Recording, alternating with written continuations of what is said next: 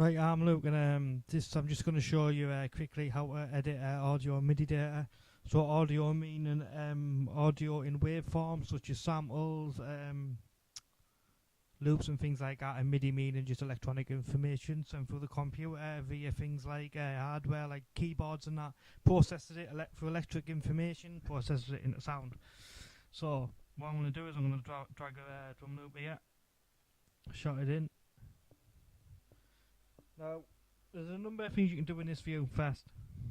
You can duplicate it, Control D, duplicates it like that.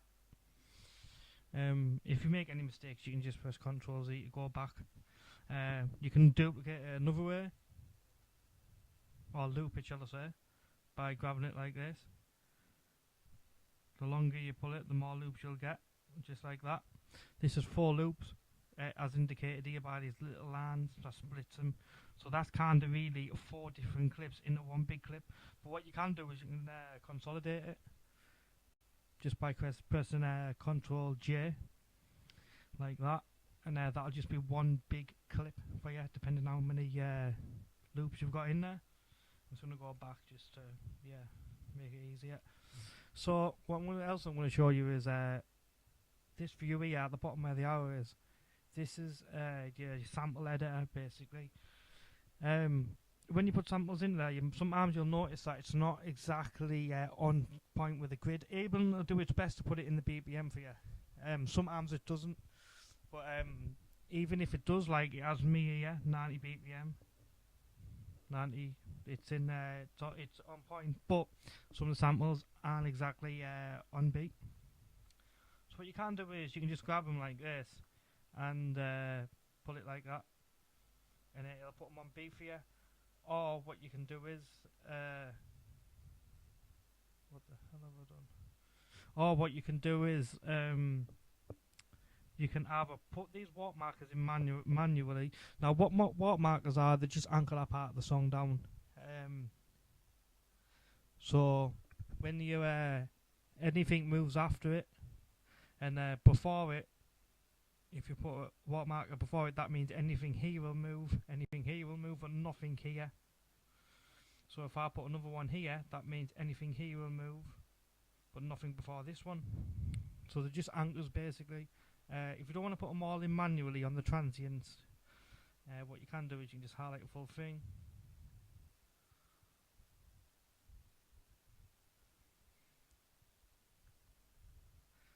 Press Control U. Yep, when it puts them in for you like that. And the warp markers, basically, they're just there. It'll snap it to the grid for you. Now, sometimes you might not like this. It might sound a bit robotic, where it's just exactly on point. Some people like us to humanize it, make it sound, so it looks like even though it's might be a MIDI or sample, they might want to make it have a human feel, like humanize it. So you can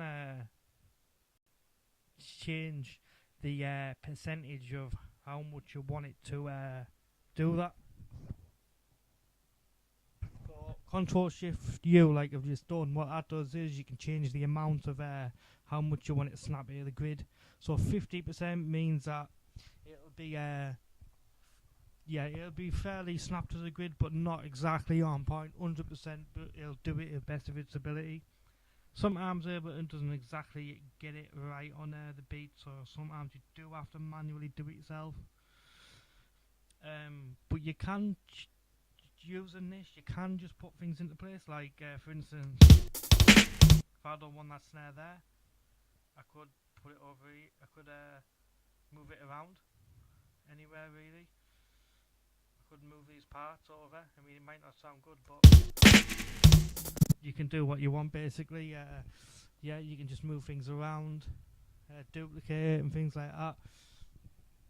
I also want to demonstrate how you can get this in MIDI format, so I'll show you that now.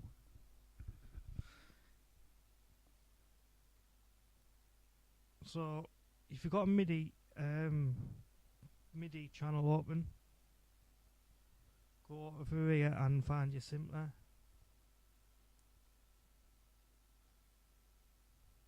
Like this.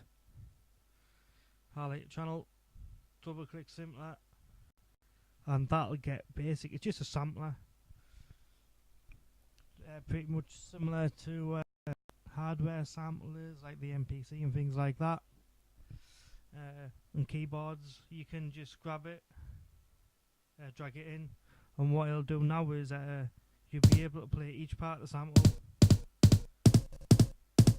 by your keyboard. So this is on classic, which means this Festa here, which is kick drum. I can now play that to any note that I want. You can do one shot where you just press it and it'll play it all the way through. Press it on a different note and it'll play it at a different pitch all the way through again. And slice mode, basically, it'll just have that sample, that's it, there'll be no pitching, but you'll be able to trigger it from different keys.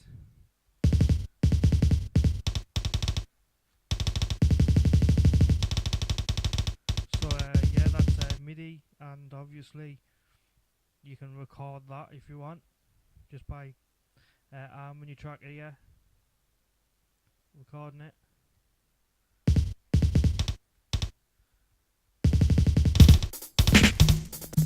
Yep, and that bit's playing, but yeah, as you've noticed, it's went to MIDI, as shown here. I'll delete this track, highlight, delete, you can play it through.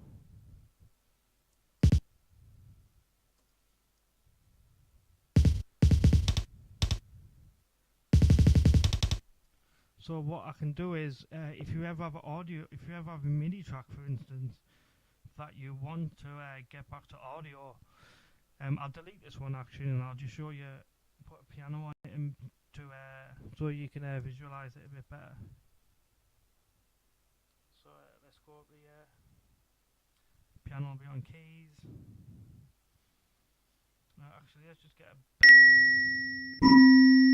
bell. Let's just use this bell. Double click the bell.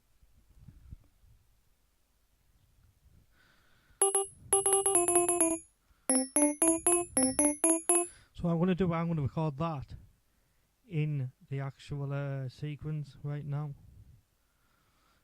What you best do with note, if you want to record something, put your metronome on, just like that, then record.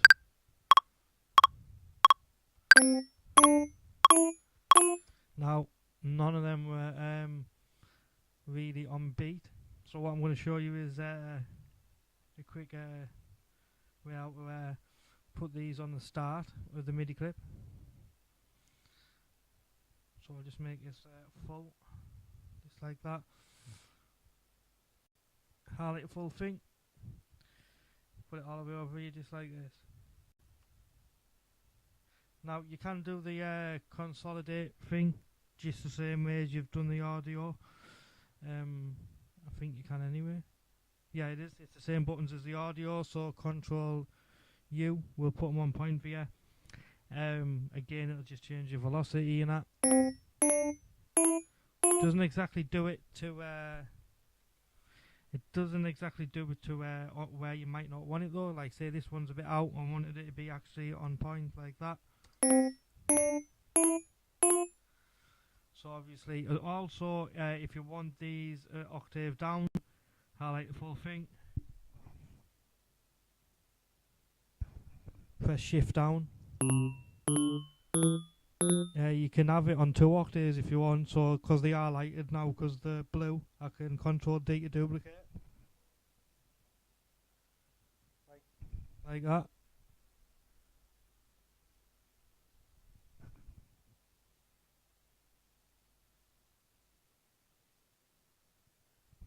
And shift upwards to put it semitone up, full octave up actually.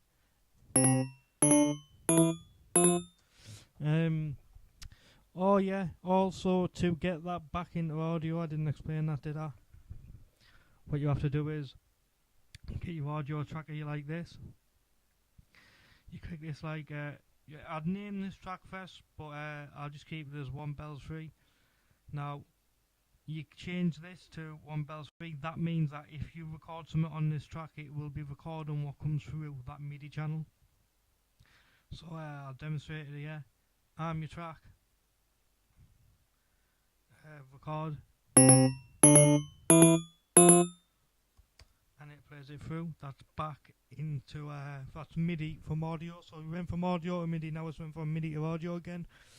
And like I've just showed you, you go from audio to MIDI, you just put it in the simpler. But yeah, there's a bunch of cool effects you can use. I've already showed you some other ones with the arpeggios and things like that. But yeah, that's pretty much it for this video. Thanks.